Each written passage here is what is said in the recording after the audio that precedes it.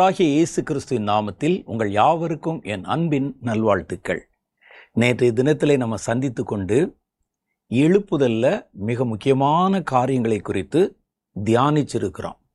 ஒருவேளை நேர குறைவு காரணமாக ரொம்ப வேகமாக நான் சொல்லியிருக்கலாம். இதே நிகழ்ச்சி நீங்கள் மறுபடியும் திரும்ப போட்டு பாருங்கள். ஸ்லோவாக ஒவ்வொரு காரியத்தையும் விளங்கி கொள்ளுங்கள். நேற்றைய தினத்தில் நான் உங்களுக்கு பிரதானமாக சொன்னது என்னென்னா, ஒரு நன்மையை தேவன் கொடுக்க விரும்பும்போது, ஒரு தேசத்துக்கோ அல்லது தம்முடைய ஜனங்களுக்கோ கொடுக்க விரும்பும்போது, அவங்க மேலே முதல்ல தண்டனைக்குரிய குற்றங்கள் இருந்தால் அந்த குற்றம் நிவர்த்தியான பிறகுதான் அந்த நன்மை அவர்களுக்கு கொடுக்க முடியும். அவன் குற்றஞ்சாட்டப்பட்டவன், அவன் மேலே தப்பிதம் இருக்குது, பிழை இருக்கிறது என்று தெரிந்து மேலும் அவன் கையில் ஒரு நல்லதை கொடுக்க மாட்டாங்க. அது நிவர்த்தி செய்யப்படணும், அந்த கணக்கு சமன் செய்யப்படணும். அப்போ தேசத்தில் இந்த மாதிரியான பாவங்கள் வரும்போது, தேசம் கர்த்தருக்கு விரோதமான காரியங்களில் ஆவலாய் ஈடுபடும் போது, கர்த்தர் தம்முடைய காலத்தின் அடிப்படையில் எழுப்புதல் என்ற ஒரு நன்மையை கொடுக்க விரும்புகிறார். ஆனால் தேசத்தை பார்க்குறாரு, அந்த நன்மையை பெற்றுக்கொள்வதற்கு அந்த தேசம் தகுதியாக இல்லை. அதன் மேலே பாவம் இருக்கிறது, தண்டனைக்குரிய குற்றங்கள் இருக்கிறது. அப்போ கர்த்தர் என்ன செய்கிறார்னா, முதல்ல அவர்களுடைய குற்றங்களை நிவர்த்தி செய்யணும், அவங்கள சுத்தமாக்கணும், அப்புறம்தான் அந்த நன்மையை கொடுக்க வேண்டும் என்று யோசிக்கிறார். அதுக்கு ரெண்டு வழி இருக்குது. ஒன்று, தண்டனைக்குரிய குற்றங்களை செய்தவர்களை தண்டித்து விடுவது, அல்லது தண்டனைக்குரிய குற்றத்தை செய்தவர்கள் மன்னிப்பு கேட்டால் அவர்களை மன்னித்து விடுவது. அவங்கள மன்னிச்சிட்டாலும் அவங்களுடைய அந்த குற்றத்தினுடைய அந்த கணக்கு சமனாயிரும், தண்டிச்சிட்டாலும் சமனாயிரும். தேசத்தை பொறுத்த அளவில் அவர்கள் செய்கிற தப்பிதங்கள், பாவங்களை அவர்கள் உணர்ந்து மனம் திரும்ப மாட்டாங்க. இது என்ன ஒரு கிறிஸ்தவ தேசமா? பல்வேறு மதப்பிரிவு நம்பிக்கை உள்ளவங்க இருக்கிற ஒரு தேசம். அப்போ அவர்கள் மனம் திரும்பலாம்னா அடுத்த ஆப்ஷன் தண்டனை. எவ்வளவுக்கு எவ்வளவு தேசத்தில் தப்பிதங்கள் பெருகுச்சோ, பொல்லாங்கு பெருகுச்சோ, அதற்கு ஏற்ற தண்டனை வரும். அந்த தண்டனை வந்த பிறகு கர்த்தர் விரும்பின ஆசீர்வாதமான எழுப்புதல் வரும். ஐயா, எங்களுக்கு தண்டனை வேண்டாம், தேசம் இப்படி அழிஞ்சு சீர்குலைஞ்சு வெள்ளம் வந்து வாரிக்கொண்டு போய் ஒரு பெரிய பேரழிவுகளை சந்தித்து வேண்டாம் அப்படின்னு சொன்னால், ஜனங்கள் மனம் திரும்பாத பட்சத்தில் இந்த காரியத்தை குறித்து அறிந்த தேவனுடைய பிள்ளைகள் தேசத்தின் பாவத்தை தன் பாவமாக எடுத்துக்கொண்டு திறப்பிலே நின்று அவைகளுக்காக பரிந்து பேசி ஜெபம் பண்ணணும். நம்முடைய முற்பிதாக்கள் அப்படி ஜெபம் பண்ணி இருக்கிறாங்க. தானியேல் ஜெபம் பண்ணி இருக்கிறார், மோசே ஜெபம் பண்ணி இருக்கிறார். இஸ்ரேல் ஜனங்களுடைய பாவத்திற்காக 40 நாள் உபவாசம் பண்ணி, மோசே தன் பாவத்திற்காக அல்ல, மோசே தன்னுடைய ஜனங்களுடைய பாவத்திற்காக 40 நாட்கள் புசியாமலும் குடியாமலும் கர்த்தருடைய பாதத்தில் விழுந்தே கிடந்தாராம். அப்போ வந்தால்தான் ஒழிய தேசம், இல்லாவிட்டால் தண்டனைக்குரிய தேசமாக மாறிடும். அப்போ இதைத்தான் நம்ம சொல்கிறோம், கர்த்தருடைய எழுப்புதல் வருவதற்கு முன்பாக ஒரு உபத்திரவ காலம், ஒரு அழிவின் காலம், ஒரு மரணத்தின் காலம் தேசத்தில் வருவதற்கு வாய்ப்பு இருக்கு. அது வந்துட்டு போன பிறகுதான் கர்த்தருடைய ஆசீர்வாதமான எழுப்புதல் வர முடியும். நாங்கள் எப்படியோ இருந்துட்டு போகிறோம், பாவம் இருந்துட்டு போட்டோம், ரத்தம் சிந்துதல் இருக்கட்டும், ரத்த பழி இருக்கட்டும், நீங்கள் எங்களை ஆசீர்வதிங்க அப்படின்னு சொல்லி கேட்கக்கூடாது. அது வந்தே தீரும்.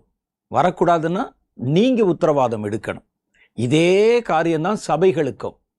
கர்த்தர் தம்முடைய ஆசீர்வாதமான எழுப்புதலை சபைக்குள்ளே கொடுத்து சபையின் வழியாக தேசத்துக்கு கொண்டு போக விரும்புகிறாரு. ஆனால் சபை பரிசுத்தம் இல்லாமல் தண்டனைக்குரிய குற்றங்கள் சபைகள் மேலேயும் கர்த்தருடைய ஜனங்கள் மேலேயும் விசுவாசிகள் மேலே இருக்கிற பட்சத்தில் கர்த்தர் சபைகள் மேலே ஒரு துன்ப காலத்தை அனுமதிப்பார். ஏன்னா அவங்க செஞ்ச குற்றங்கள் தண்டனைக்குரிய குற்றங்கள். தண்டனை தான் அந்த குற்றத்தை நிவர்த்தி செய்யும். இல்லாவிட்டால் அவருடைய மனம் திரும்புதல் அதை நிவர்த்தி செய்யும். அப்போ சபை மனம் திரும்பணும், தேசம் மனம் திரும்பணும். அப்படி சபை மனம் திரும்பாத பட்சத்தில் அதை குறித்து இந்த செய்தி அறிந்த நீங்கள் சபைகளுக்காக உத்தரவாதம் பண்ணி, சபைகளுடைய தவறெல்லாம் ஏன் தவறு என்று சொல்லி உங்க மேல ஏற்றுக்கொண்டு நீங்கள் அதற்காக திறப்பில் நின்று ஜெபம் பண்ணணும். மன்னிக்கப்பட வேண்டிய பாவங்கள், நிவர்த்தி செய்யப்பட வேண்டிய குற்றங்கள் எவ்வளவுக்கு எவ்வளவு திரளா இருக்கோ அவ்வளவுக்கு அவ்வளவு நீங்க ஜெபம் பண்ணணும் ஊக்கமா. அதுக்கு தான் ஒவ்வொரு முறையும் திறப்பிலே நில்லுங்க, ஜெபம் பண்ணுங்க அப்படின்னு உங்களை கூப்பிடுறாங்க. ஆனா திறப்பிலே நின்று ஜெபம் பண்றேன்னு போறவங்க பேர் வழி தங்கள் காரியத்துக்காகவே ஜெபம் பண்ணி, தங்களுடைய விடுதலைக்கு ஜெபம் பண்ணி, தங்களுக்கு அது வேணும் இது வேணும் கேட்டுட்டு வந்துடுறாங்க.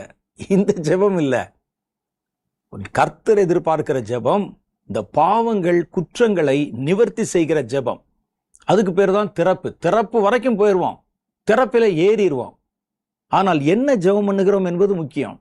திறப்பில போய் நின்று, கர்த்தாவே என் பிள்ளைகள் இப்படி இருக்காங்களே, என் குடும்பம் இப்படி இருக்குதே, என்னுடைய வருமான சூழ்நிலை இப்படி இருக்குதே, நான் என்ன செய்யணும்னு உங்களுக்கு ஜெபம் பண்ணிட்டு வந்துட்டீங்கன்னா முடிஞ்சது கதை. அதுக்கு நீங்கள் திறப்பில் ஏற வேண்டிய அவசியம் இல்லை, வீட்டில் இருந்தே ஜெபம் பண்ணிடலாம். அப்போ திறப்பிலே நின்றால் அங்கே பண்ணுகிற ஜெபம் என்பது ஒரு வித்தியாசமான ஜெபம். வீட்டில் பண்ணுற ஜெபம், நம்முடைய பிரச்சனைக்கு பண்ணுற ஜெபங்கிறது வித்தியாசம். திறப்பிலே நின்று பண்ணுற ஜெபம் தேசத்தினுடைய பாவத்தை, தேவ ஜனங்களுடைய பாவத்தை நம் பாவமாக எடுத்துக்கொண்டு உத்தரவாதம் எடுத்து நம்ம பாவத்துக்கு எப்படி ஜெபம் பண்ணுவோமோ அதே போல ஜெபம் பண்ணணும். அதைத்தான் கர்த்தர் எதிர்பார்க்கிறாரு. இன்னைக்கு தேசம், நம்முடைய தேசம் தண்டிக்கப்படுவதற்கு ஏதுவாக நிற்கிறது. உங்களுக்கே தெரியும் தேசத்தில் என்னென்னலாம் நடக்குதுன்னு உங்களுக்கு தெரியும். தினம் செய்தித்தாள்கள் எடுத்து பார்த்தீங்கன்னா நம்ம பார்க்கறது முழுசும் அழிவு, தீட்டு, அருவருப்பு, அசிங்கம் போன்ற காரியங்களை தான் பேப்பர் முழுசும் நம்ம வாசிக்க முடிகிறது.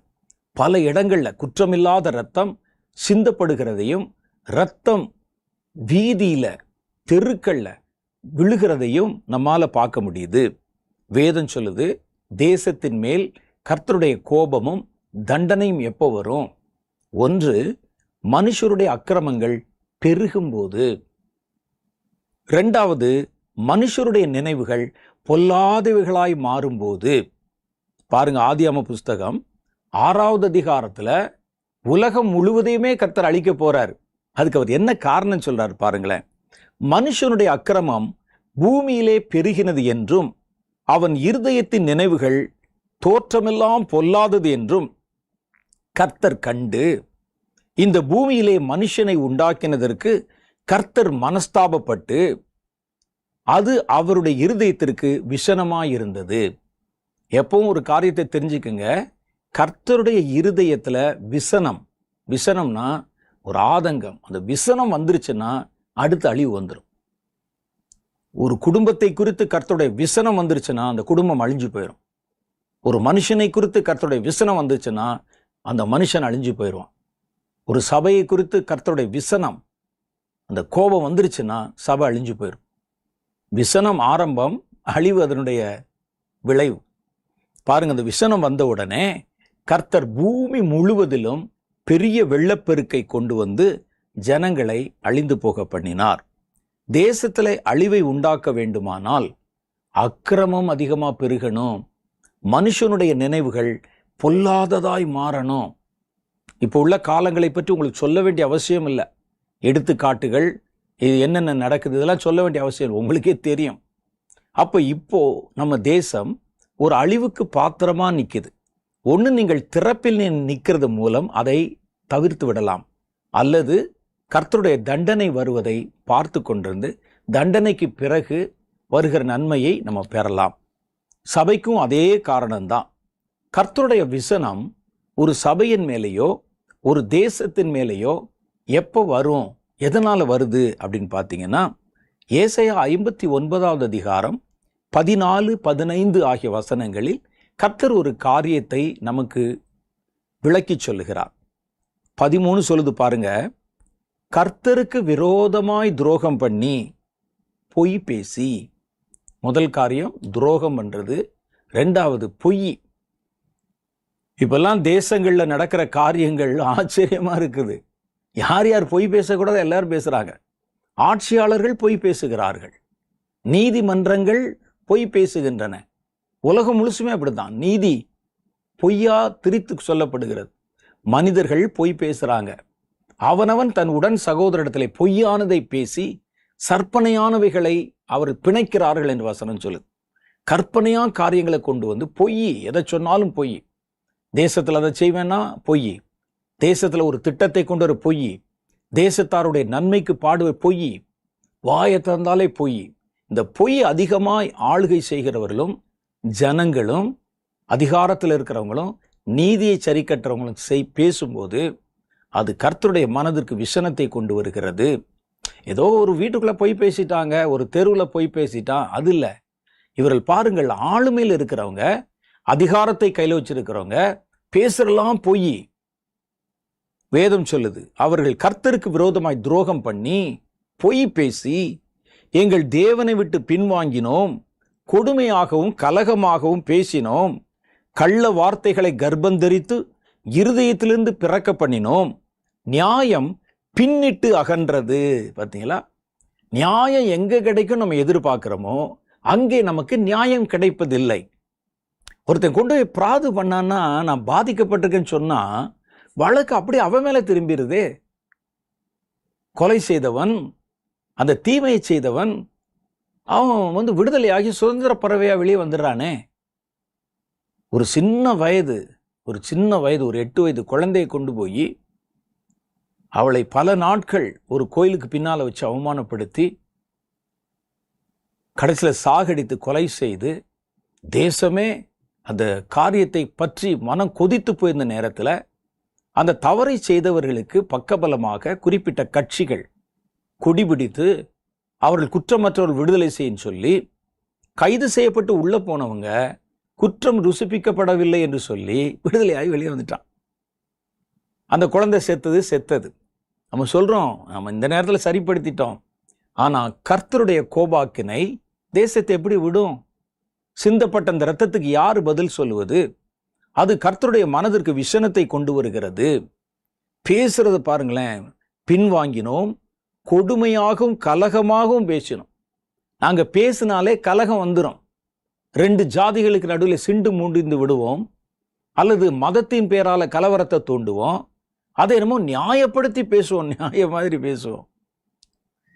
எல்லாரும் ஒன்று மண்ணாக வாழ்ந்து கொண்டிருந்த தேசத்துல கலகங்களை விதைக்கிறதுக்காக பேசுவான் சில ஆளு, பார்த்துருப்பீங்க. அதெல்லாம் கர்த்தருடைய பார்வையிலே அருவருப்பும் கர்த்தருடைய மனதுக்கு விஷனத்தை கொண்டு வருவதும், கள்ள வார்த்தைகளை கர்ப்பம் தரித்து இருதயத்தில் இருந்து அவைகளை பிறப்பிக்க பண்ணினோம். நியாயம் பின்னிட்டு அகன்றது, நீதி தூரமாய் நின்றது, சத்தியம் வீதியிலே இடறி யதார்த்தம் வந்து சேராமல் போகிறது. சத்தியம் தள்ளுபடி ஆயிற்று. பொல்லாப்பை விட்டு விலகுகிறவன் கொள்ளையாகிறான். ஐயோ இது தீமை, இதை விட்டு வெளியே போகணும்னு நினைச்சா அவனை கொள்ளையடிச்சிடறானுங்க. அவன் தலையில குற்றத்தை சுமத்தி நீ எப்படி அதை பற்றி கேட்க முடியும் என்று சொல்லி சத்தியத்துக்கு சாட்சியா நின்றவனை உள்ள பிடிச்சு போட்டுறாங்க. உதவி செய்தவன் அவன் துன்புறுத்தப்படுகிறான். கர்த்தர் இதை பார்க்கிறாரு. இப்ப பாருங்க, சில வருடங்களுக்கு முன்னால் ஸ்டான்ஸ் என்ற ஒருவர் எளிய ஜனங்களுக்கு, இந்த குஷ்டரோகத்தில் இருக்கிறவங்களுக்கு உதவி செய்வதற்காக மிஷன் ஒர்க்கை செஞ்சார். அவரையும் அவருடைய மகனையும் உயிரோடை வைத்து நெருப்பு வச்சு கொளுத்துனாங்க. எதுக்கு? அவர் என்ன செஞ்சாரு? மதம் மாத்துறாரு. அவர் கிறிஸ்தவராக இருந்ததான் தவறு. நூற்றுக்கணக்கான குஷ்டரோகிகள் அவர்களால் குணமாக்கப்பட்டாங்க. சமீபத்தில் பாருங்க, 2 கன்னியாஸ்திரிகள் அவங்க ஆக்ரால ஆஸ்பத்திரி வைத்து ஏழை எளிய ஜனங்களுக்கு உதவி செய்கிறாங்க. அவர்கள் மேலே மதமாற்றம், மனிதர்களை கடத்துவார்கள் என்று நீங்க நல்லா பார்த்தீங்கன்னா, இந்த கத்தோலிக்கர்கள் மேக்சிமம் எந்த பிரச்சனைக்கும் வெளியே போக மாட்டாங்க, யாரோடும் போய் சண்டை பொருந்த மாட்டாங்க. அதில் இருக்கக்கூடிய சகோதரிமார்கள், அருட்சகோதரிகள், அவங்கெல்லாம் மற்றவர்களுக்கு உதவி செய்ய வேண்டும் என்பதை, சுவிசேஷம் அறிவிப்பதை விட இதுக்கு ரொம்ப இம்பார்ட்டன்ஸ் கொடுப்பாங்க சக மனிதனுக்கு. அதுக்காக போனவங்க இந்த அப்பாவி சிஸ்டர்ஸ் ஆளை கடத்துறாங்களாம். என்ன முகமூடி போட்டுக்கொண்டு கன்னை வச்சு பிள்ளைகளை கடத்தி வியாபாரம் பண்ணி என்ன மாதிரி கதைகளை கட்டி, ஒருவேளை அதை பார்த்துட்டு ஜனங்கள் கொந்தளித்ததுனால விட்டுட்டாங்க. இல்லாமல் போனால் என்ன ஆகும்? யாருக்கு என்ன வந்ததுன்னு பேசாம இருந்திருந்தா அவ்வளவுதான், முடிஞ்சது. அவங்க மேல பொய் குற்றச்சாட்டுகளை வைத்து சிறைச்சாலையில போட்டு சித்திரவதை பண்ணி, தெரியும் எதுக்காக அவங்க நல்லது செய்யறாங்க. உதவி செய்றாங்க, எளியவர்களுக்கு மருத்துவ சேவை செய்றாங்க. அவர்களுக்கு இப்படிப்பட்ட ஒரு கொடும் துன்பத்தை நம்ம கொண்டு வந்து கொடுத்தா ஜனங்கள் ஒருவேளை இதை ஏற்றுக்கொள்ளலாம், நியாயம் கற்பிக்கலாம். கர்த்தர் அதை பார்த்தால் மன விசனத்துக்காவார். கர்த்தருடைய விசனம் வந்ததுன்னா அடுத்து அழிவு வந்துடும். அதைத்தான் வேதம் சொல்லுது. பொல்லாப்பை விட்டு விலகுகிறவன் கொள்ளையாகிறான். இதை கர்த்தர் பார்த்து நியாயமில்லை என்று விசனம் உள்ளவரானார். அப்ப இந்த மாதிரி பாவங்கள் தேசத்துல அழிவை உண்டாக்குகின்றன. தேசத்துல தண்டனை வருவதற்கு கதவுகளை திறந்து வைக்கின்றன. தேசத்தில் நடக்கிற பொல்லாத நிகழ்வுகளை ஒரு கணம் நீங்கள் பார்த்தீங்கன்னா இது எல்லாமே தண்டனைக்குரிய குற்றமாகவே இருக்கிறது. அந்த தண்டனைக்குரிய குற்றங்களுக்கு தண்டனை தான் தீர்வு, இல்லாவிட்டால் மன்னிப்பு தீர்வு. அதுதான் நான் மறுபடியும் உங்களுக்கு வலியுறுத்தி சொல்லுகிறேன். அப்ப இந்த மாதிரியான பாவங்கள் தேசத்துல திரளா பெருகி இருக்கும்போது தேசத்தின் மேலே தீமை வரும். அப்ப இதுக்கு இப்படிப்பட்ட காரியங்கள் தேசத்தின் மேல தீமையும் அல்லது தேவ ஜனங்கள் மேல தீமையும் வரும்போது இந்த காரண காரியங்களை அறிந்த நீங்களும் நானும் என்ன செய்யணும்? வேதம் அதை பற்றி சொல்லுது பாருங்க. தேசத்தில் அழிவு உண்டாகாதபடிக்கு முதல்ல ஜெபியுங்கள். எசேக்கியேல் 22:30 அதைத்தான் சொல்லுகிறது. நான் தேசத்தை அழிக்காதபடிக்கு திறப்பிலே நிற்கவும் சுவரை அடைக்கவும் தக்கதாக ஒரு மனுஷனை தேடினேன். அவருக்கு என்ன வேணுமா? தேசத்துக்காக ஜெபிக்கிற ஒரு ஆள் வேணும். இல்லாவிட்டால் தண்டனை தான் அதற்கு தீர்வு. தேசிய அளவில் தண்டனை வந்துச்சுன்னா தாங்க மாட்டோம். எல்லாருக்கும் தான் அந்த பாதிப்பு உண்டாகும். தேசத்துல செய்த பாவத்து நிமித்தம் ஒரு பெரிய கொள்ளை நோய் வருகிறன்னு வச்சுக்கோங்க. சமீபத்தில் வந்த கொள்ளை நோய், கொரோனா வந்தா நானும் தான் மாஸ்க் போட்டிருந்தேன், நீங்களும் தான் மாஸ்க் போட்டீங்க. தேசிய அளவிலே ஒரு பெரிய தீமை வந்தால் அது நம்மையும் தான் பாதிக்கும். அதனால என்ன செய்யணுமா? அவைகளுக்காக ஜெபம் பண்ணுங்க. ரெண்டாவது ஆலோசனை என்ன சொல்றாங்கன்னா, நீதியை எது சத்தியமோ அதை ஜனங்களுக்கு நடுவில் போய் பிரசங்கம் பண்ணுங்க, சொல்லுங்க அவங்களுக்கு. தேசம் பாருங்க இப்படிப்பட்ட ஒரு பாவத்தில் இருக்குது, தேசத்துல இன்னென்ன மாதிரி காரியங்கள் பச்சை தண்ணீர் போல அருந்தப்படுகிறது, வாலிபர்கள் கெட்டு போறாங்க, எங்க பார்த்தாலும் நடன சாலைகள், அந்த பப் கலாச்சாரம் வந்து விட்டது. இதெல்லாம் போய் சொல்லி நீதியை பிரசங்கம் பண்ணுங்கள். 2 பேதுருவின் புஸ்தகம் 2வது அதிகாரம் 5வது வசனத்துல நோவா அப்படித்தான் செய்தார். அவருக்கு அழிவு வரப்போகுது. ஜனங்களுடைய பாவம் கர்த்தருக்கு முன்னால வந்துருச்சு. கர்த்தருடைய மனம் விசனப்பட்டு விட்டது. அடுத்து தண்டனை வரும் சொல்லி அந்த தண்டனைக்குரிய காரியத்தை ஜனங்களுக்கு சொன்னதோட, கர்த்தர் கொடுத்த கட்டளை நிறைவேற்றினதோட அவர் சும்மா இருக்கல.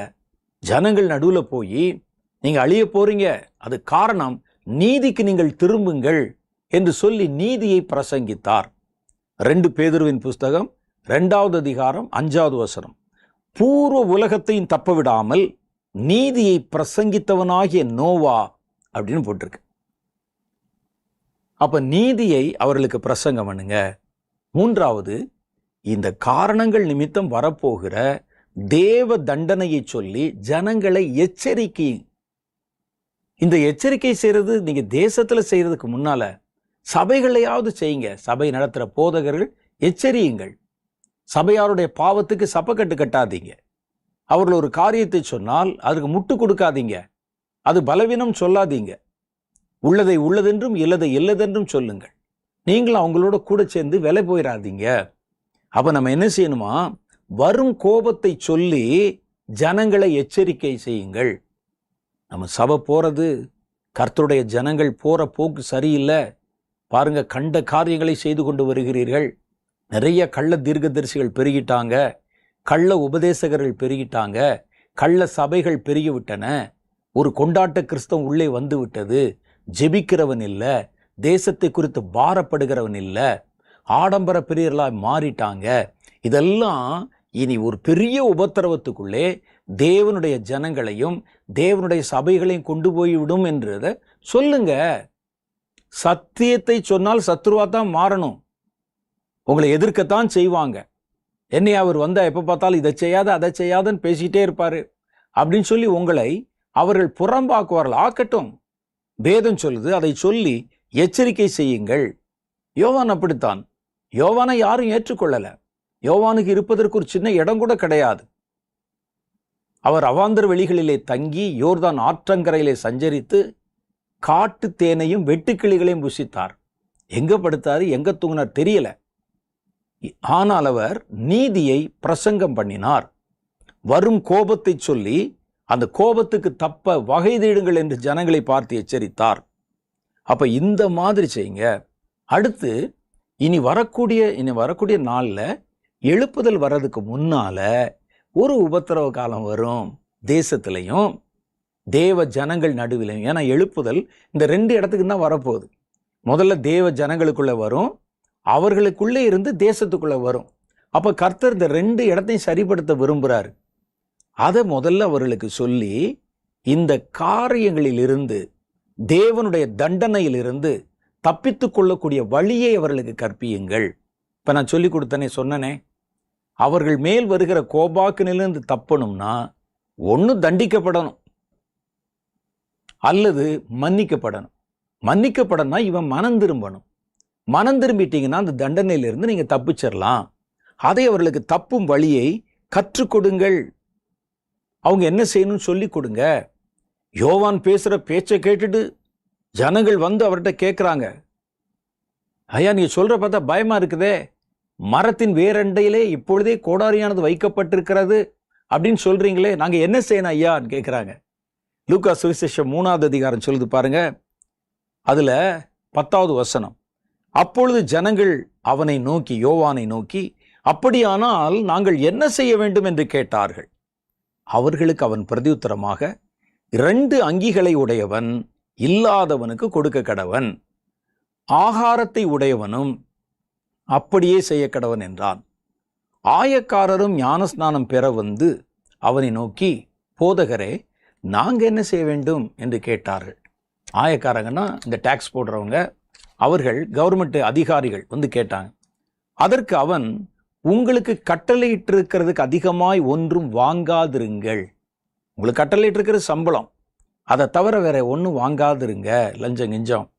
அடுத்து இராணுவத்தில் வேலை செய்கிற சேவகர்கள் அவனை நோக்கி, நாங்கள் என்ன செய்ய வேண்டும் என்று கேட்டார்கள். அதற்கு அவன், நீங்கள் ஒருவருக்கும் இடுக்கண் செய்யாமலும் பொய்யாய் யார் மேலேயும் குற்றஞ்சாட்டாமலும் உங்கள் சம்பளமே போதும் என்று இருங்கள் என்றான். அப்ப இதெல்லாம் கற்றுக் கொடுக்கணும். ஒரு சபையில நீ வரக்கூடிய கோபாக்கினை வந்து அது நம்முடைய ஆதாரத்தை அழித்து விடாதபடிக்கு, அல்லது ஒரு உபத்திரவ காலத்துல நம்ம பாதிக்கப்பட்டு விடாதபடிக்கு, அந்த உபத்திரம் வர்றதுக்கு முன்னாலேயே நம்ம கவனமாக இருக்க வேண்டும் என்பதை அவர்களுக்கு கற்றுக் கொடுங்க. அப்படி இல்லாவிட்டால் எழுப்புதல் வர்றதுக்கு முன்னால, கர்த்தர் அந்த எழுப்புதலை கொண்டு வர்றதுக்கு முன்னால சபையை சுத்திகரிக்க ஒரு உபத்திரவத்தை அனுப்புவார்.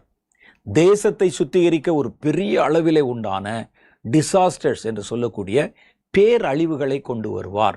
கொஞ்ச கால உபத்திரவம், பேரழிவுகள் மாத்திரல்ல, தேசத்துல கலவரங்கள், கொள்ள பயங்கரங்கள், அழிவு போன்ற காரியங்களெல்லாம் கொண்டு வந்து, பஞ்சம் போன்றவர்களெல்லாம் கொண்டு வந்து, அதுக்கப்புறம் தேசத்தை சுத்திகரித்துட்டு தான் இறக்கி வைக்க வேண்டிய பரிசுத்தமான எழுப்புதலை தேசத்துக்குள்ளே கொண்டு வருவார். இதை பற்றி ஆண்டவர் என்ன சொல்லியிருக்கிறாருன்னு பார்ப்போம். இது வருவதற்கு முன்னால நீங்கள் நல்லா விளங்கி கொள்வது, தண்டனை இல்லாம குற்றங்கள் நிவர்த்தி செய்யப்படுவதற்கு மனம் திரும்ப வேண்டும். இதை நீங்க சபைக்கு சொல்லணும், தேவ ஜனங்களுக்கு சொல்லணும், சபை நடத்துறவங்களா இருந்தா விசுவாசிகளுக்கு சொல்லணும், தேசத்தில் இருக்கிற முக்கியமானவர்களுக்கு இந்த செய்திகளை கொண்டு போய் சேர்க்கணும். இதெல்லாம் செய்யாத பட்சத்தில் திறப்பிலை நிற்கணும், ஜெபம் பண்ணணும். தேசத்தின் குற்றத்தை உங்கள் குற்றமாக, சபைகளின் குற்றத்தை உங்க குற்றமாக ஏற்றுக்கொண்டு அதற்கு பரிந்து பேசி ஜெபம் பண்ணணும். சரி, இப்போ நம்ம என்ன பார்க்க போறோம்? இந்த எழுப்புதலுக்கு முன்னால ஒரு பெரிய உபத்திரவ காலம் வருகிறது. சபைகளுக்கு ஒரு உபத்திரவம், தேசத்துக்கு ஒரு உபத்திரவம் வருது. இதை பத்தி கர்த்தர் என்ன சொல்லி இருக்கிறாரு வாசிக்க போறேன். நல்லா கவனமா கேளுங்க. 2014வது வருடம் 9வது வருஷம் மாதத்தின் முதல் நாளிலே, 9வது மாசத்துல 2014வது வருஷத்துல மாசத்தினுடைய முதல் நாள் 1ஆம் தேதியில கர்த்தர் உரைத்து சொன்ன வார்த்தைகளாவது, இதோ என் வல்லமை வெளிப்பட போகும் எழுப்புதல் காலம் தேசத்தில் வருவதற்கு முன்பாக சிறிய அளவிலான ஒரு உபத்திரவ காலம் தேசத்தை பிடிக்கும். அது தேசமெங்கும் உள்ள குடிகளை பாதிக்கிறதாக இருந்தாலும் என் நாமம் தரிக்கப்பட்ட என் ஜனங்களுக்குள்ளேயும் அது தீவிரமாய் புறப்படும். நான் சொன்னதுதான், இந்த உபத்திரவ காலம் கிறிஸ்தவர்களுக்கு மாத்திரம் இல்ல, தேசத்திலையும் நடக்கும். தேசத்தில் இருக்கிற குடிமக்களையும் அது பாதிக்கும். ஆனால் அவர்களை மாத்திரமல்ல, என் நாமம் தரிக்கப்பட்ட என் ஜனங்களுக்குள்ளேயும் அது தீவிரமாய் புறப்படும். கர்த்தருடைய பிள்ளைகளுக்கு நடுவிலையும் அந்த உபத்திரவ காலம் தீவிரமா புறப்படும். எப்படி எனில், சுவிசேஷத்தை அறிவிக்கிறவர்களுக்கு நடுவிலும் சபையை நடத்தி செல்லுகிறவர்களுக்கு நடுவிலும் என் ஊழியத்தை நிறைவேற்றுகிறவர்களுக்கு நடுவிலும் அது பற்றி பிடிக்கும். அப்படின்னா அது எப்படி வர்றதுக்கு வாய்ப்பு இருக்கும்? அப்போ கிராம ஊழியங்களை போய் சொன்னால் அங்கே இருக்கிறவங்க பிடிச்சி அடிப்பாங்க. சுவிசேஷ ஊழியம் செஞ்சால் உங்களை கண்காணிப்பாங்க. சுவிசேஷ ஊழியம் செய்கிறவங்களை கட்டி வச்சு உதைப்பாங்க. இதெல்லாம் பார்த்தீங்கன்னா கடுமையாக நடக்கும். நாங்கள் என்னங்க சொன்னோம்? நல்லது தானே சொன்னோம். யாரையும் திருட சொன்னோமா? மதம் மாற சொன்னோமா? அவருடைய நன்மைக்காகத்தானே ஜெபம் பண்ணுகிறோம். இல்லை இல்லை, சுவிசேஷ ஊழியம் செய்கிறவங்க என் ஊருக்குள்ளே வரக்கூடாது. இப்போவே நீங்கள் பார்த்தீங்கன்னா பல மாநிலங்களில் மத மாற்ற தடை சட்டம் என்ற ஒன்றை கொண்டு வந்து யாரும் அவர்களுடைய மதத்தை பற்றி பொது வெளியிலேயோ மற்றவர்களுக்கோ அதை பற்றி சொல்லக்கூடாது. ஒருத்தர் தன்னிச்சையாக மனம் திரும்பி இயேசுவை ஏற்றுக்கொள்ள வந்து ஒரு சபையில் ஞானஸ்நானம் பெற்றுவிட்டால், அது தெரிஞ்சா வேறு மதத்தை சேர்ந்த ஒருவருக்கு ஞானஸ்நானம் கொடுத்தா அவருக்கு 10 லட்சம் ரூபாய் அபராதமும் சில வருஷங்கள் தண்டனையும் கொடுக்கப்படும். இப்போவே நிறைய இடத்துல சட்டம் வந்தாச்சு. முன்ன மாதிரி நீங்கள் தெருவில் போய் ஊழியம் செய்ய முடியாது. மிஷினரிகள் போய் கிராமங்களில், நார்த் இந்தியாவில் தெரியாத இடங்களில் தங்களுடைய சுவிசேஷ பணியை செய்ய முடியாது. அதே மாதிரி சபையை நடத்துகிறவர்கள் மேலும் இனி ஒரு உபத்திரம் வரும். பார்த்தீங்கன்னா சபையினுடைய சொத்துக்களை எல்லாவற்றையும் கையகப்படுத்துவதற்கு, ஒரு சபையில் எவ்வளோ பேர் இருக்கிறாங்கங்க? உங்கள் சபையில் 500 பேர். உங்களுடைய ப்ராப்பர்ட்டி எவ்வளோ இருக்குது? நாங்கள் ஒரு 10-15 ஏக்கர் வச்சுருக்கிறோம். 500 பேர் இருக்கிற சபைக்கு எதுக்கு 15 ஏக்கரு? அதெல்லாம் கவர்மெண்ட் கையகப்படுத்தி விடும் என்று சில சட்டங்களை கொண்டு வரலாம். சில கட்டடங்களை அவர்கள் கையகப்படுத்தலாம். சபை சம்பந்தமான சபைக்கு வருகிறவர்களை அவர்கள் வேறு மதத்திலிருந்து மனம் மாறினவர்களாக இருக்கிறத பார்த்தா அவங்கள விசாரித்து பாஸ்டர்களுக்கு நெருக்கடியை கொண்டு வரலாம். நீங்கள் நடத்துகிற இடம் சட்டத்துக்கு புறம்பா நீங்களா ஒரு வீட்டில் கூடி ஜெபம் பண்றீங்கன்னு நீங்கள் குற்றஞ்சாட்டப்படலாம். அல்லது சபை என்கிற லைசன்ஸ் உங்களுக்கு இருக்குதா? அது இல்லாமல் யாரும் சபை நடத்தக்கூடாது. ஒரு இடத்துல கூடி ஒரு 10 பேர் கூடி ஜெபம் பண்ணக்கூடாது, ஆராதனை நடத்தக்கூடாதுன்னு சட்டங்கள் வரலாம். சபைகளுடைய சொத்து வரவு செலவு கணக்குகள் அரசாங்கத்தாலே கட்டுப்படுத்தப்படலாம். எது வேணாலும் நடக்கலாம். அதான் அவர் சொல்றாரு, சுவிசேஷ ஊழியத்தை சொல்லுகிறவர்களுக்கு நடுவிலும் சபையை நடத்தி செல்லுகிறவர்களுக்கு நடுவிலும் என் ஊழியத்தை, மற்ற ஊழியங்கள் இருக்குல்ல, அந்த ஊழியத்தை நிறைவேற்றுகிறவர்களுக்கு நடுவிலும் அது பற்றி பிடிக்கும். ஒரு ஊரில் போய் கன்வென்ஷன் போட போகிறோம், அவ்வளோதான், அங்கே உடனே அதற்கு அனுமதி மறுக்கப்படும். ஜனங்கள் கூட்டமாக வரக்கூடாதுன்னு சொல்லுவாங்க. அங்கு இருக்கிறவர்களை அழைத்து அதற்கு இடையூறுதல் உண்டாக்குவாங்க. அரசாங்கம் அனுமதி கொடுக்காது. மத சார்பில் எந்த கூட்டம் நடத்தக்கூடாது. அரசியல் கூட்டம் நடத்தலாம், வேற கருத்துக்களுக்காக கூட்டம் நடத்தலாம். இந்த மாதிரி மத கூட்டங்கள், கிறிஸ்தவ மத கூட்டங்கள் நடத்தக்கூடாதுன்னு சொல்லலாம். அது ஊழியர்களுக்கு நடுவிலும் பற்றி பிடிக்கும். அந்நாட்களில் என் ஊழியங்களிலும் ஜனங்களிலும் அநேகர் இரத்தம் சிந்துவார்கள். உபத்திரவ காலத்தில் என் சபையிலையும் என் ஜனங்களிலும் அநேகர் ரத்தம் சிந்துவாங்க. தமிழ்நாட்டில் நல்லா தான் இருக்குன்னு சொல்லுவீங்க. இல்லை, தமிழ்நாட்டுக்கு பக்கத்தில் இருக்கிற கர்நாடகாக்குள்ளே போயிருந்தீங்கன்னா, சில மாதங்களுக்கு முன்னால் நாங்களே போய் எங்கள் டீம் போய் நேரடியாக பார்த்துட்டு வந்திருக்கிறாங்க. அவர்கள் கொடுமையாய் நடத்தப்பட்டு, வீடு முழுதும் உடைக்கப்பட்டு, நெருப்பு கிரையாக்கப்பட்டு, நார்த் இந்தியாவில் நீங்கள் பாருங்கள், இப்போ குறிப்பாக அந்த சத்தீஸ்கர் மாநிலத்தில் ஆராதனை நடத்த முடியலை. சபைக்குள்ளே வந்துடுறாங்க, அங்கே இருக்கிறவரை அடிக்கிறாங்க, பெண்களை, ஆண்களை, குழந்தைகளை, ரத்தம் சொட்ட சொட்ட அந்த இடத்துல இருந்து ஓடி போகிறாங்க. அது இன்னைக்கு நடந்து கொண்டு இருக்கிறது. ஒருவேளை தமிழ்நாட்டில் அதிகமாக தெரியாமல் இருக்கலாம். அதுலேயும் கூட நீங்கள் இன்னும் கொஞ்சம் கிளறி பார்த்தீங்கன்னா நிறைய பேர் சாட்சி சொல்லுவாங்க. இங்கே எங்கள் மேலே பொய்யா குற்றம் சுமத்தப்பட்டது, என் நிலம் அபகரிக்கப்பட்டது, வந்து அடித்தாங்க, ரத்தம் சிந்தப்பட்டது, பொய் குற்றச்சாட்டு போட்டு எங்களை கொண்டு போய் காவல் நிலையத்தில் வச்சாங்க, விசாரணை பண்ணாங்க, மிரட்டுனாங்க, இதெல்லாம் சொல்ல போகிறாங்க. சொல்லுகிறார்கள், இனி அதிகமாய் வரும். அதான் சொல்கிறார் ஆண்டவர். அந்நாட்களில் என் ஊழியர்களிலும் என் ஜனங்களிலும், ஊழியம்தான் செய்யணும்னு அவசியம் இல்லை, கிறிஸ்தவர்களாக இருந்த அவங்களுக்கும் அநேகர் இரத்தம் சிந்துவார்கள். சிலர் இழக்க கொடுப்பாங்க. அவங்க வச்சிருந்த பேங்க் அக்கௌண்ட்ஸு முடக்கப்பட்டுரும், ஒருவேளை அவருடைய நிலம் கையகப்படுத்தப்பட்டுரும். இல்லைங்க, நாங்கள் பல தலைமுறையாக இந்த இடத்துல நாங்கள் ஆராதித்து வருகிறோம், நீங்கள் தப்பான இடத்துல நீங்கள் நிற்கிறீங்க, அதெல்லாம் அபகரித்து எடுத்துருன்னு சொல்லி சிலர் இழக்க கொடுக்க வேண்டி வரும். வடக்கிலே பாருங்க, கர்த்தர் சொல்றார் எப்போ, 2014 வடக்கிலே என் ஜனங்களுக்கு எதிரான தீமை பற்றி எரியும். வடக்கில், நார்த்தில் என் ஜனங்கள் கிறிஸ்தவர்களுக்கு எதிராக, ஊழியர்கள் மாத்திரம் இல்லை, கிறிஸ்தவர்களுக்கு எதிராக அங்கே ஒரு பெரிய தீமை பற்றி எரியும். வடகிழக்கிலே, வடகிழக்கில் பயங்கரம் பற்றி பிடிக்கும் என் ஜனத்தின் மேலே. அதை ஒருவனும் கேட்பதும் இல்லை, அதற்காக ஒருவனும் குரல் கொடுப்பதும் இல்லை. வடகிழக்கில் தான் மணிப்பூர் இருக்கு. மணிப்பூரில் நடக்கிற, மணிப்பூரில் கிறிஸ்தவர்கள் தான் பாதிக்கப்பட்டாங்க. அங்கே கிறிஸ்தவர்கள் அதிகம். அவர்கள் இருக்கிற இடத்துல நெருப்பு வைக்கப்பட்டு, பெண்கள் வீதியிலே வஸ்திரம் இல்லாமல் இழுத்து வரப்பட்டு, எல்லாம் உங்களுக்கு தெரியும். பல இடங்கள், பல தேசங்கள் கொந்தளிக்கிறது. ஆனால் யாரும் இதை கண்டுகொள்ளவும் இல்லை. அரசாங்கம் இதை என்னன்னு கேட்கவும் இல்லை.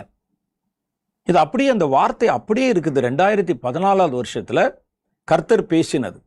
வடக்கிலே ஜனங்களுக்கு எதிரான தீமை பற்றி எரியும், வடகிழக்கிலே பயங்கரம் பற்றி பிடிக்கும், அதை ஒருவனும் கேட்பதும் இல்லை, அதற்காக ஒருவனும் குரல் கொடுப்பதும் இல்லை. குரல் கொடுக்கணும்னு நினைச்சீங்கன்னா உங்க மேல பொய்யான வழக்குகள் வரும். அந்த ஜனங்கள் அவ்வளவு பாதிக்கப்படுறாங்க. பெண்கள் கதறுகிறார்கள். பக்கத்துல பாத்தீங்கன்னா காவல் வீரர்கள், காவல்துறை அதிகாரிகள் இந்த கொடுமையெல்லாம் பார்த்துட்டு கூடவே நடந்து வர்றாங்க. தீவிரவாதிகள் வீடுகளுக்கு தீ வச்சு சாம்பலாக்கி, அவர்கள் அந்த இடத்துல ஒன்றாய் கூடி ஒரு பெண்ணை கூட்டு பலாத்காரம் பண்ணி, போலீஸ் துணையோட பார்த்துருப்பீங்களே வீடியோவில். யார் குரல் கொடுத்ததற்கு? அரசாங்கம் என்ன செய்தது? நமக்கு பாதுகாப்பு கொடுக்க வேண்டிய இராணுவம், பாதுகாப்பு கொடுக்க வேண்டிய காவல்துறை, நமக்காக குரல் கொடுக்க வேண்டியவர்கள் யாரும் குரல் கொடுக்கலையே. இது கர்த்தர் சொன்ன உபத்திரவம் 2014. அடுத்து பாருங்க, அது சிறிய காலம் மாத்திரமே நியமிக்கப்பட்ட, கொஞ்ச காலம். கர்த்தர் கொஞ்ச காலம் சொன்னால் அது எத்தனை வருஷம்னு தெரியாது, ஒரு 5-6 வருஷம் வச்சுங்களேன். அது சிறிய காலம் மாத்திரமே நியமிக்கப்பட்டிருந்தாலும் என் ஜனங்கள் கிரியை செய்யக்கூடாதபடி அது பலமாய் கிரியை செய்கிறது போல காணப்படும். கொஞ்ச காலம்தான் அந்த உபத்திரவம், ஆனால் அது எரிகிறதும் அதனுடைய கூக்குரலும் தீவிரமும் நமக்கு ஒரு பயத்தை உண்டு பண்ணி, நிரந்தரமா அது இருந்துரும் அப்படின்னு ஒரு அச்சத்தை உண்டாக்கும். கர்த்தர் சொல்றாரு, இனி ஊழியம் செய்யவும் ஜனங்களை சந்திக்கவும் வாய்ப்பில்லை என்று சொல்லி அநேக ஊழியர்கள் கூட பின்வாங்குவார்கள். என் நாமத்தை தூஷிக்கிறவர்களும் என் ஊழியனை பகைக்கிறவர்களும் என் ஸ்தலங்களை பாழாக்க புறப்படுவார்கள். பாழாக்க புறப்படுகிறவர்களும் அந்நாட்களிலே தாராளமாய் கிரியை செய்வாங்க.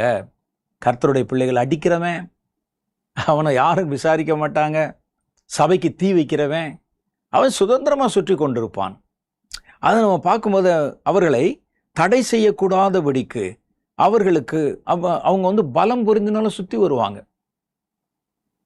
சவுல் அப்படித்தான் முதல் நூற்றாண்டில் கவர்மெண்ட்டில் எழுதி வாங்கிட்டு போய் இந்த கிறிஸ்தவர்களை நான் எங்கே கண்டாலும் ஒழிக்கும்படிக்கு எனக்கு எழுதி கொடுங்கன்னு சொல்லி வீடுகளுக்குள்ளே கூட நுழைஞ்சு, கிறிஸ்தவ வீடுகளுக்குள்ளே நுழைஞ்சு அங்கே இருக்கிற ஆண்களையும் பெண்களையும் வீதியில் இழுத்து போட்டு கொலை பண்ணி அடித்து ரத்தம் சிந்த வச்சு அவர் தைரியமாக சுதந்திரமாக உலாவிக்கிட்டு இருந்தார். தேவனுடைய பிள்ளைகள் தான் தங்களுடைய முக்காடுகளை போட்டுக்கொண்டு வீட்டுக்குள்ளே முடங்கி கிடந்தாங்க. அப்போ இதே போன்ற ஒரு காலம் வரும். இனி ஊழியம் செய்யவும் ஜனங்களை சந்திக்கவும் இனிமேல் வாய்ப்பில்லை என்று நினைக்கிற மாதிரி சூழ்நிலை வரும். அநேக ஊழியர்கள் பின்வாங்குவார்கள். என் நாமத்தை தூஷிக்கிறவர்களும் என் ஊழியனை பகைக்கிறவர்களும் என் ஸ்தலங்களை பாழாக்க புறப்படுகிறவர்களும் அந்நாட்களிலே தாராளமாய் கிரியை செய்வாங்க. யார் நீ வந்து கேட்பான். இது யாருடைய சர்ச்சு? இங்கே வந்து நீங்கள் எப்படி ஆராதனை செய்யணும் கேட்பான். உன்னை யார் இதை விசாரிக்கிறதுக்கு கவர்மெண்ட் உங்களை நியமிச்சதா? நாங்கள் யார் என்று கேட்க நீ யாரு? உனக்கு அந்த அதிகாரத்தை அரசாங்கம் கொடுத்துருக்குதா? பவுல் போன போது கூட கவர்மெண்ட்ல எழுதி வாங்கிட்டு போனார். அவர்களை கொல்லும்படிக்கு எனக்கு உத்தரவாக வேண்டும் என்று சொல்லி எழுதி வாங்கிட்டு போனார்.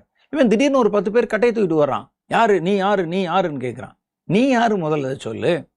ஆனால் கேட்க முடியாது. இவர்களுக்கு யார் அந்த அதிகாரத்தை கொடுத்தா தெரியாது.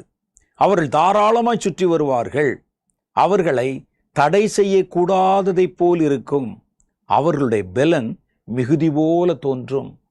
அட இப்படி இருக்கிறான், அவனுக்கு பின்புலம் இருக்கிறது, அதுக்கு பெரிய பெரிய அதிகாரிகள் இருக்கிறாங்க, காவல்துறை இருக்குது. ஒரு டிராக்ஸ் கொண்டு கொடுத்தாங்கன்னு ஒரு கிராமத்தில் சில வாலிபர்களை அல்லது ஒரு சபையாரை கொண்டு வந்து காவல்துறையில் பிடிச்சி கொண்டே ஒப்படைச்சாங்க. எனக்கு தெரிஞ்சு காவல்துறையில் பிடிச்சி கொண்டே ஒப்படைச்சாங்க.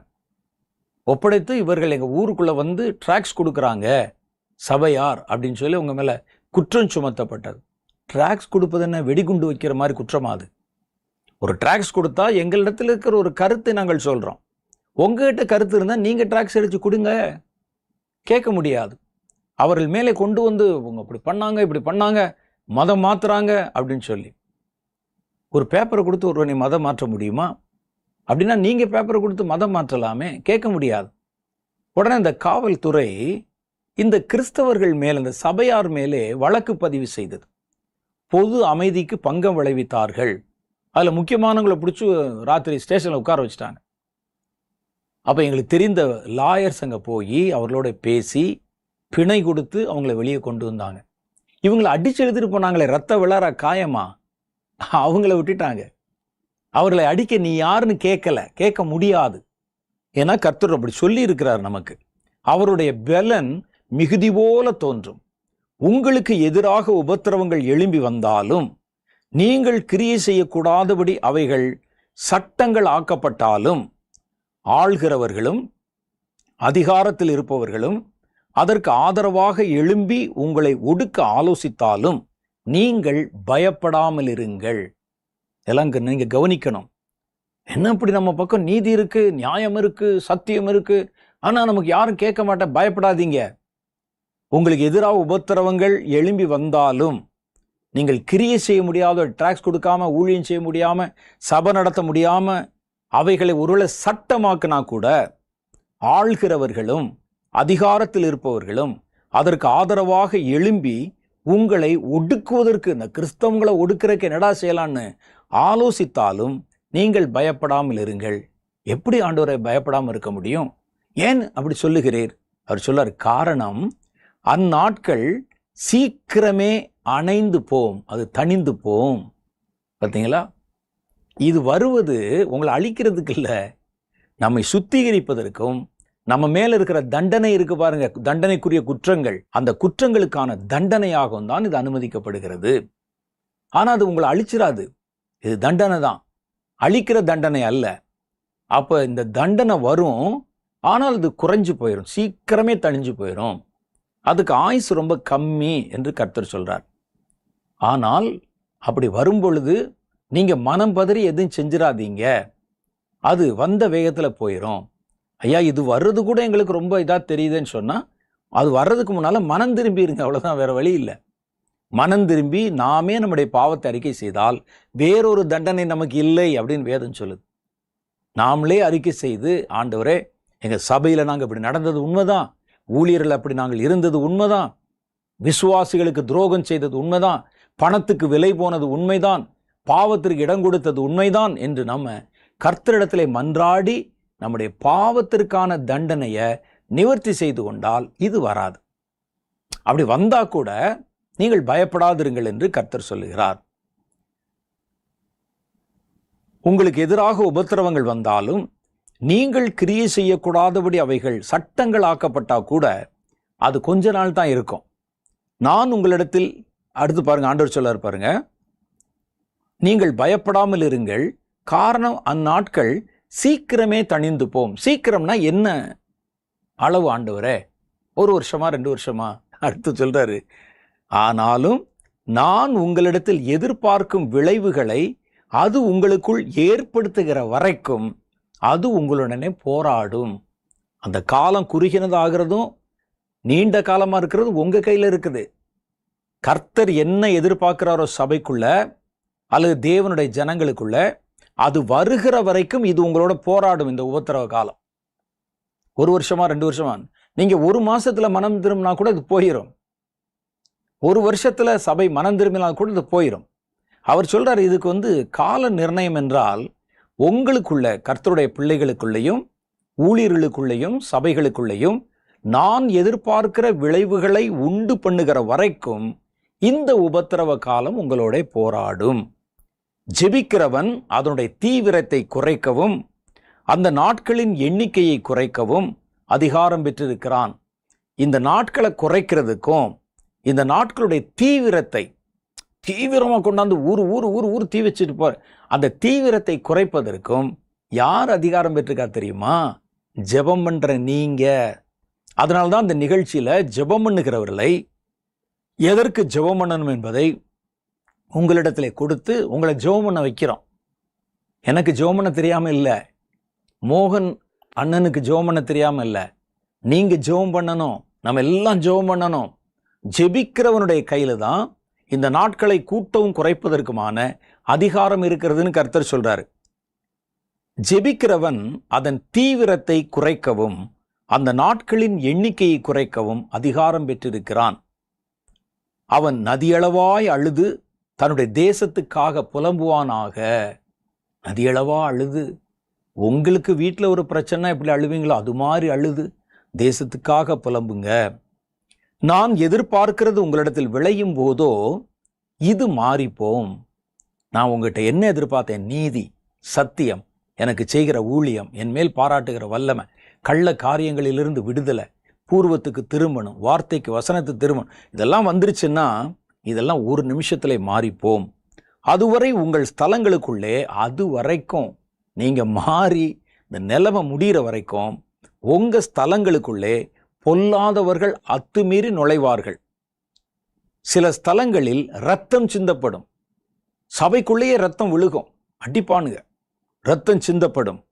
தேசத்தினுடைய காவலாளிகள் உங்கள் எல்லைகளுக்குள்ளே நுழைவாங்க, போலீஸ் மாதிரி நுழைவாங்க. சில ஊழியர்களை பொருளாதார குற்றங்களை சுமத்தி அவர்களை ஒடுக்கிட எத்தனிப்பார்கள். இவனை எப்படி பிடிக்கணும்? இப்பெல்லாம் ட்ரெண்ட் என்னன்னு கேட்டா, ஒரு ஆளை பயமுறுத்தணும் அல்லது கீழ்ப்படி வைக்கணும்னா ரெய்டு விட்டுருவாங்க. நீ வருமானத்துக்கு மீறி என்னென்ன சேர்த்திருக்கிறான்னு சொல்லி மட்டன் உள்ள அவன் பண்ற காரியங்களை பார்த்தாலே பயந்துருவாங்க. யாரும் அவர்களை ஒடுக்குவதற்கும் பயமுறுத்துவதற்கும் அவர்களை செயலற்றவர்கள் ஆக்குவதற்கும் சில ஊழியர்களை பொருளாதார குற்றங்களையே சுமத்தி அவர்களை ஒடுக்கிவிட எத்தனிப்பார்கள். சிலருடைய நிலங்களும் பொருளும் கூட அபகரிக்கப்படும். ஜெபிக்கிறனுடைய ஜெபமே இதற்கு மாற்று. ஏன் ஜெபம் பண்ண சொல்றோம் இந்த நிகழ்ச்சியில? எதுக்கு இந்த பிரதி உங்களுக்கு கொடுத்து வாசித்து பார்த்து ஜெபம் பண்ண?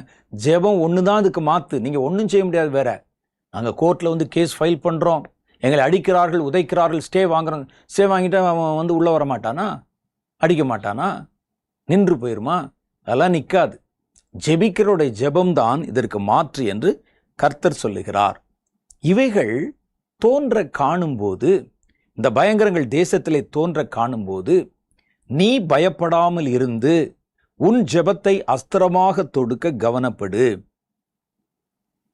பயப்படாம நீங்க இருந்து ஜெபத்துல நீங்கள் கவனம் வைத்து அந்த ஜெபத்தை அஸ்திரம் மாதிரி, அஸ்திரம்னா அம்பு மாதிரி பிரச்சனை நோக்கி தொடுக்க கவனப்படு. நீதியையும் நியாயத்தையும் நீ மனிதர்களிடத்திலே தேடாத. இந்த நாட்களில் நீ அவைகளை மனிதரிடத்தில் தேடினால் ஏமாந்து போவாய். இது நம்ம சட்டப்பூர்வமா அப்படி அப்படின்னா ஏமாந்துருவ. நீ ஒன்றையும் கொடுத்து தீர் மட்டும் அவர்கள் உன்னை கண்ணிகளிலே அகப்படுத்துவார்கள். உன் சகாயம் மனிதரிடத்தில் அல்ல, என்னிடத்தில் இருக்கிறது என்று கர்த்தர் சொல்லுகிறார். அந்த சகாயம் ஆண்டவர்கிட்ட தான் இருக்கு. நீங்க போய் மனிதன்கிட்ட கேட்டீங்கன்னா உங்களை மாட்டி விட்டுருவான். கவனம். அந்த நாட்களிலே உன் சகாயத்தை, உனக்கு கிடைக்க வேண்டிய அந்த நன்மையை ஜெபத்திலே தேடு. அப்போது நான் உனக்கு செவி கொடுத்து உன்னை ஒடுக்க நினைத்தவர்களின் கைகளுக்கு உன்னை தப்புவிப்பேன். இது கர்த்தர் கொடுக்கிற வாக்கு தத்தம். அவர்கள் இச்சகம் பேசி அடங்குவான். கொஞ்ச நாள் காக தத்துவான், அப்புறம் அப்படியே அடங்கி போயிடுவான். இச்சகம் பேசி அடங்குவார்கள். அடுத்து கர்த்தர் சொல்றாரு, ஆவியின் பட்டயத்தை உன் உரையிலிருந்து உருவிக்கொள், உன் ஆவிக்குரிய யுத்தத்தை துவக்கு, யுத்தத்தில் ஜெயம் கொள்.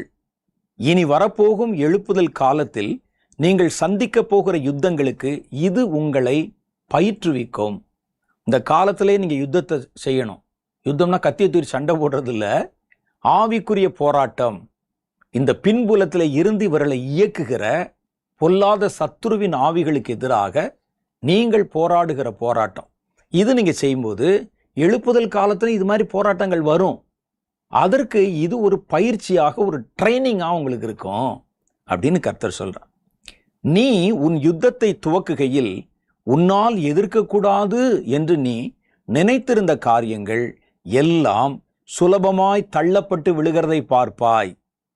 ஏடா யானை வருதே அப்படின்னு சொல்லி இதை எப்படி எதிர்க்கிறது? நீங்க கையை தள்ளினா நீங்க நினைச்சே பார்க்க மாட்டீங்க. ஒரு ஒரு பலவீனமான ஒரு சின்ன பிள்ளையை தள்ளின மாதிரி அது கீழே விழுந்தா எப்படி இருக்கும்? அது மாதிரி என்னால் எதிர்க்கக்கூடாது என்று நீங்கள் நினைத்திருக்கிற கோலியாத்து மாதிரி காரியங்களை சுலபமாய் தள்ளப்பட்டு விழுகிறதை காண்பாய். கோலியாத் ஒரு கல்லில் விழுந்ததை போல தீமையானது உங்கள் ஜெபத்தினாலே தள்ளப்பட்டு விழும். விசுவாசமுள்ள ஜெபம் ஜெயிக்கும். இதெல்லாம் கர்த்தர் சொன்ன வார்த்தை. நீ யுத்தத்தை துவக்குகையில் நான் உனக்கு யுத்தத்தின் முறைமைகளையும் அவைகளை எதிர்கொள்ளும் தந்திரங்களையும் கற்பிப்பேன். இது ஒரு வாக்கு தத்தம். நீங்க யுத்த ஜெபத்தை, சாத்தானுக்கு எதிரான ஜெபத்தை துவக்கும் போது கர்த்தர் என்ன வாக்கு தத்தம் கொடுக்கிறார் பாருங்க. அவைகளை எதிர்கொள்ளும் தந்திரங்களை உனக்கு கற்பிப்பேன். அப்பொழுது நான் உனக்காக யுத்தம் செய்யாமல் உன்னோடு இருந்து யுத்தத்தை நடத்துவேன். நீங்க தான் யுத்தம் செய்வீங்க, ஆனா நான் கூட இருப்பேன். இருந்து உங்களை, உன் கைகளை யுத்தத்திற்கும் உன் இருதயத்தை தீமையை எதிர்க்கிறதற்கும் பழக்குவிப்பேன். நீயே அந்த யுத்தத்தை செய்வாய். இதெல்லாம் வாக்கு தத்தம். எழுப்புதல் கால வாக்கு தத்தம். எழுப்புதலுக்கு முன் வருகிற உபத்திரவ காலத்துல கர்த்தருக்கென்று கிரியை செய்கிறவர்களுக்கு கர்த்தர் கொடுக்கிற வாக்கு தத்தம். அடுத்து சொல்றாரு, இப்போதே உங்கள் யுத்தத்தை துவக்குங்கள். காரணம், இக்காலங்களை பயன்படுத்தி கொண்டு சத்துருவானவன் நிரந்தரமாய் சில ஊழியங்களை இடித்து போடவும். இந்த கொஞ்ச கால உபத்திரவத்துல இந்த சபைகளை இடிக்கலாம் வருது இல்ல, இதை பயன்படுத்திட்டு இந்த கொஞ்ச காலத்துக்குள்ள அதை முழுசா டிமாலிஷ் பண்ணி சாத்தான் அந்த பிரச்சனை பெருசாக்கி அதை நிரந்தரமானது மாதிரி மாத்திடுவான். நிரந்தரமான அந்த தழும்புகளை ஏற்படுத்தவும் கர்த்தருக்கு கிரியை செய்யும் உங்கள் வாசல்களை நிரந்தரமாய் குறுக்கி போடவும் திட்டம் செய்வான். சத்துருக்கள் துரத்தப்பட வேண்டிய காலத்துல துரத்தப்படாதிருந்தால் நீங்கள் நஷ்டமடையவும் கஷ்டமடையவும் ஏது உண்டாகும். சத்துரு நிலைவரமாய் நின்றால் உங்கள் பிரச்சனைகளும் போராட்டங்களும் நிரந்தரமாகவே நிற்கும் அல்லவா? சத்துருவோட நீங்க போராடாவிட்டால் அவன் நின்றுட்டு இருந்தான்னா பிரச்சனை நிரந்தரமா நின்றோம். இந்த உபத்திரவ காலத்தை நீங்கள் காண நேரும் போது அந்த நாட்களின் உபத்திரவங்கள் மீறி போகாமலும் காலங்கள் குறைக்கப்படவும் வேண்டிக் கொள்ளுங்கள். சத்துருவானவன் இந்த காலங்களை தனக்கு சாதகமாக்கி கொண்டு திரளான பாதிப்புகளை ஏற்படுத்தி விடாமலும் தீமையானவைகளை நிரந்தரமாக்கி விடாமலும் இருக்கும்படி நீங்கள் திறப்பில் நின்று உத்தரவாதம் எடுத்து ஜெபிக்க வேண்டியது அவசியம் என்று கர்த்தர் சொல்லுகிறார். இல்லாத பட்சத்துல சத்துருவானவன் திரளான பாதிப்புகளை உங்கள் நடுவிலே ஏற்படுத்துவான். இந்த நாட்கள் குறைவுதான், ஆனால் நீங்கள் கவனப்படாதிருந்தால் இதில் உண்டாகும் நஷ்டங்களும் சேதாரங்களும் திரளாயிருக்கும். என் நாமம் தரிக்கப்பட்ட என் ஜனங்கள் அவர்களுடைய ஜெபத்து நிமித்தம் இந்த நாட்கள் இன்னும் குறைக்கப்படும் என்பதையும் உங்கள் நினைவில் வைத்துக் கொள்ளுங்கள் என்று கர்த்தர் சொல்றாரு. தெரிந்து கொள்ளப்பட்டவர் நிமித்தமோ அந்த நாட்கள் குறைக்கப்படும் அப்படின்னு வசனம் சொல்லுது. தெரிந்து கொள்ளப்பட்டவன் யாருன்னா இந்த ஜெபம் பண்றவன், அதற்காக பரிந்து பேசுகிறவன், கர்த்தர் சார்பில் நிற்கிறவன், மன்றாடுகிறவன். இவைகளை கர்த்தர் பேசின பின்பு இன்னும் சில நாட்கள் கழித்து கர்த்தர் தம்முடைய ஜனங்களிடத்தில் சொல்லும்படி என்னிடத்தில் பின்னும் உரைத்து சொன்னதாவது. இது அந்த 9வது மாதத்தில் பேசினக்கு அப்புறம் சில நாட்கள் கழித்து கர்த்தர் என்கிட்ட மறுபடி இதை பற்றி பேச சொன்னார். என் ஜனங்களுக்கு நடுவிலும் என் ஊழியர்களுக்கு நடுவிலும் உபத்திரவங்கள் உண்டாகும். அதே காலங்களில் தேசத்தின் மேலும் தேசத்தின் குடிகள் மேலும் உபத்திரவங்கள் பெருகும். உன் தேசத்தின் மேல் ஒரு மரண காலம் நியமிக்கப்பட்டிருக்கிறது. அது கொள்ளை நோயினாலும் தற்கொலை சாவுகளினாலும் கலவரங்களினால் உண்டாகிற மரணங்களினாலும் தண்ணீரினாலும் நெருப்பினாலும் விபத்துகளினாலும் உண்டாகிற மரணங்களாயிருக்கும். இதில் ஒரு மரணத்தை நம்ம பார்த்துட்டோம், அது கொள்ளை நோய் மரணம், தேசம் முழுசும். அடுத்தவர் அது மாதிரி சொல்கிறார், கொள்ளை நோயிலையும் வரும், தற்கொலை சாவுகளில் வரும், கலவரங்களால் உண்டாகிற மரணங்களிலே உண்டாகும் தண்ணி, நெருப்பு, விபத்து போன்றவைகளால் உண்டாகிற மரணங்களாயிருக்கும். வானத்திலே பறக்கிறவர்கள் வானத்திலிருந்து தள்ளப்படுவார்கள். சாலைகளில் ஓடுகிறவன் சடுதியிலே நொறுங்கி போவான். கொள்ளை நோயின் கொடூரமோ வென்றால் ஒருவனையும் வெளியிலே வரவொட்டாது. பொருளாதார பாதிப்புகள் தற்கொலை சாவுகளை வாங்கி கொள்ளும். வானத்தில் பறக்கிறவங்க, இப்போ சமீபத்தில் நீங்கள் பார்த்தீங்கன்னா ஒரு விமானம் தரையிலிருந்து ஏறி சில வினாடிகளுக்குள்ளே விழுந்து ஒருத்தரும் தப்பிக்கிறதுக்கு வழி இல்லை. யாரோ ஒருவர் தப்பித்ததாக சொல்கிறாங்க. அது முழுசும் அதே போல் தேசங்கள் முழுசு பல இடங்களில் பார்த்தீங்கன்னா விமானத்தில் பறக்கிறவர்கள் தள்ளப்படுற காட்சியை குறித்து கர்த்தர் 2014 பேசுகிறார். சாலையிலே ஓடுகிறவன் சடுதியிலே நொறுங்கி போவான், வானத்தில் பறக்கிறவன் தள்ளப்படுவான். கொள்ளை நோயின் கொடூரமோ வென்றால் ஒருவனையும் வெளியிலே வரவொட்டாது. 2014 2019 வெளியிலே வரவொட்டாத கொள்ளை நோய் தேசத்தை பிடித்தது. லாக்டவுன். நம்ம லாக்டவுன்கிற வார்த்தை தான் போடல ஒழிய ஒருத்தனை வெளியே வர ஒட்டாது. கதவு பூட்டிருச்சுல. பொருளாதார பாதிப்புகள், பொருளாதாரத்தில் இனி வருகிற பாதிப்புகள் பல தற்கொலைகளை உண்டு பண்ணும். மரணத்தின் கோரம் வீதிகளிலும் நடக்கும், வீடுகளிலும் நடக்கும், வெளியிலும் நடக்கும், உள்ளேயும் நடக்கும். மரிக்கிறவர்களின் தொகை நாளுக்கு நாள் பெருகும். ஜனங்களின் மரணம் கொத்து கொத்தாயிருக்கும். உண்ணவும் உடுக்கவும் நடக்கவும் படுக்கவும் ஜனங்கள் பயந்திருப்பார்கள். இந்த நாட்களில் இவை தீவிரமாய் பரவி மனித உயிர்களை கொன்று போடும். இவைகள் சம்பவிக்க காணும்போது நீங்கள் தளர்ந்து விடாமலும் சோர்ந்து விடாமலும் இருந்து உங்கள் காரியங்களை தீவிரமாய் நடப்பியுங்கள். மழைக்காலம் வருவதற்கு முன்பு அதை தேக்கி வைக்கவும் அது ஓடும் பாதைகளை செவ்வை பண்ணவும் செய்கிறதைப் போல இந்த காலத்தில் நீங்கள் எழுப்புதலை பெற்றுக்கொள்ளவும் பெற்றுக்கொண்டதை தேசமெங்கிலும் கொண்டு போகும் பரவச் செய்யவும் தகுந்த ஆயத்தங்களை தீவிரமாய் நடப்பியுங்கள் என்றார். நீங்கள் தளர்ந்து விடாமலும் சோர்ந்து விடாமலும் இருந்து காரியங்களை தீவிரமாய் நடப்பியுங்கள். ஒரு வீட்டை சுத்திகரிக்கும் முன்பாக அந்த வீட்டை முழுசும் கலைத்து போடுவதைப் போல நான் அல்லவா தேசத்தை கலைத்து போடுகிறேன், நான் அல்லவா இவைகளை அவைகள் மேலே அனுமதிக்கிறேன் என்று கர்த்தர் சொல்றாரு. ஒரு வீட்டை சுத்தமாக்கணும்னா எப்படி முதல்ல வீட்டில் எல்லாத்தையும் வெளியே தூக்கி போட்டுறாங்களோ அது மாதிரி கலைச்சு போடுவேன் தேசத்தை. இதெல்லாம் கர்த்தர் சொன்ன வார்த்தைகள். ஆகவே ஜெபிக்கிறவனை கர்த்தர் எதிர்பார்க்கிறாரு. உபத்திரவ காலத்தில் பாதுகாத்து கொள்ளும்படிக்கு காலத்தை குறைக்கிறவர்களை கர்த்தர் எதிர்பார்க்கிறார். அது ஜெபிக்கிறவர்களால சாத்தியம். ஒரு சில ஜெப குறிப்புகள் இருக்கு, அதை நான் வேகமாக வாசிடுறேன். இந்த பிரதி உங்களுக்கு வேண்டும் என்று நீங்கள் நினைத்தால் நீங்கள் இமெயில் அட்ரஸில், கீழே காணப்படுகிற இமெயில் அட்ரஸில் எங்களுக்கு ஒரு கடிதம் அனுப்புங்க. ஏற்கனவே நீங்கள் போன வாரமோ போன மாதத்தில் முதல் செய்தியிலோ நீங்கள் வாங்கியிருந்தால் நீங்கள் அனுப்ப வேண்டாம். உங்கள் பெயர்கள் எல்லாம் பதிவு செஞ்சு வச்சுருக்கிறோம். உங்களுக்கு ஆட்டோமேட்டிக்காக வந்துடும் இந்த தீர்க்க தரிசன நகல். இதில் நம்ம ஜெபிக்க வேண்டிய காரியங்களை வேகமாய் வாசித்து விடுகிறேன், நேரம் இல்லை. எழுப்புதல் வருவதற்கு முன்பாக வரப்போகும் சிறிய அளவிலான உபத்திரவங்கள் இப்பொழுதே பல இடங்களில் உண்டாகி வர காண்கிறோம். இது இவைகளுக்காக ஜெபிக்க வேண்டிய காலம். இதற்காக ஜெபிக்கிற திரளான ஜெப வீரர்கள் எழும்பவும் ஜெபிக்கிறவர்களின் இருதயத்தில் இதை குறித்த பாரம் பெருகவும் ஜெபியுங்கள். இவைகளுக்காக அநேகர் சில காலமாக ஜெபித்து வந்தாலும் இன்னும் உபத்திரவத்தின் தீவிரம் தேசத்தில் குறையவில்லை. இதற்காக ஜெபிக்கிறவர்கள் இன்னும் தீவிரமாக ஜெபிக்க கர்த்தர் அவர்களுக்கு ஜெப ஆவியை அருளும்படிக்காக, காரியங்களை குறித்த பாரத்தை தரும்படிக்காக ஜெபியுங்கள். அடுத்து, கர்த்தர் முன்னுரைத்திருக்கும் இந்த உபத்திரவ காலங்கள் கொஞ்ச காலம் மாத்திரமே நீடித்தாலும் அது நிரந்தரமான பாதிப்புகளை சபைகளிலும் கர்த்தருடைய ஊழியர்களுக்கு நடுவிலும் ஏற்படுத்தி விடாதபடிக்கு அவைகளை தடை செய்து ஜெபியுங்கள். சாத்தான் தனக்கு கொஞ்சம் இடம் கிடைத்தால் கூட அதில் பெரிய பாதிப்புகளை உண்டாக்கி விடுவான். உபத்திரவங்களுக்கான இந்த காலங்களில் சாத்தானின் கைகள் மிஞ்சி போய் கிரியை செய்யாதபடிக்கு அவனுடைய கிரியைகளை கட்டி அவன் கைகளை பலவீனப்படுத்தும்படிக்கு கர்த்தரிடத்தில் ஜெபியுங்கள். அடுத்து மிக முக்கியமான ஜெப குறிப்புகள்.